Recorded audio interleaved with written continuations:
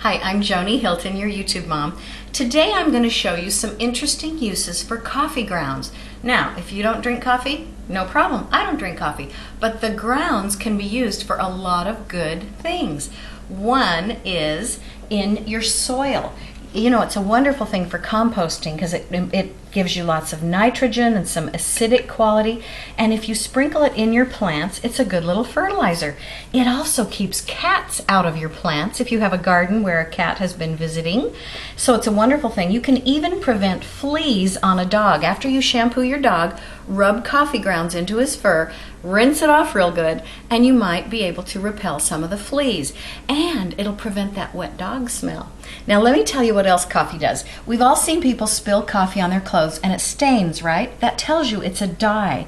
So you can actually dye hair. Now this is soaking on there, but when I rinse that off, that's going to give this blonde wig, which is a goofy wig, but it's going to give it a little bit of a brown tint. Now if you already have brown or black hair, you can put coffee with some, right here I've stirred it, looks like poppy seed dressing. Isn't that hilarious? This would not be a good trick, but anyway, I've mixed some hair conditioner with coffee grounds, and if you rub that all over your hair, if you're a brunette or have black hair, it will give it shine, and it's really healthy for your hair, which is kind of a neat thing to do with it. Coffee is also a wonderful deodorizer. You can put it in little pouches like this, or even in some old pantyhose, and then use those as sachets in a musty closet or in your car. You can put some in a cup and then put it in your fridge, just like we do with baking soda, and it will deodorize your fridge. Here I've made a facial scrub. All I did was stir coffee grounds with some coconut oil. This is a little bit of olive oil. You could do it with olive oil or coconut oil. Smear it on your cheeks, and it will not only be a good little exfoliator, but it will kind of enliven. The caffeine makes the capillaries, it gives you kind of a glow.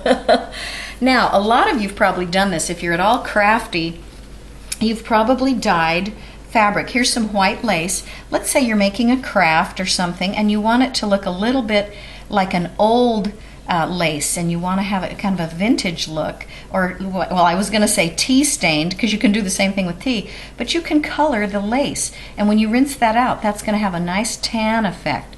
You can even do the same with paper. One time I threw a little party for our kids, and I stained the paper dark just a little bit so that it could look like a treasure map, you know, an old-fashioned kind of thing. You can stain paper. And now I have it all over my hands, which is the perfect time to show you something else. First of all, it can repel ants. Just put a little row of it. See this? Put a little row of this by a windowsill or a doorway where ants are coming in, and they won't come in. Last of all, boy, we're just zipping through this, right? I'm going to show you how you can keep furniture looking new. If you've got scuffed up furniture that's got little areas where where it's worn, just rub some damp coffee water on it with the grounds, and you can restore the original wood tones. Okay, so now you know, like, what, a dozen things that you can do with coffee grounds besides drinking it. I'm Joni Hilton, your YouTube mom. Hey, check out my website, Joni, Joni, Hilton.com. Be sure and buy my books and tell your friends to subscribe. See you next time.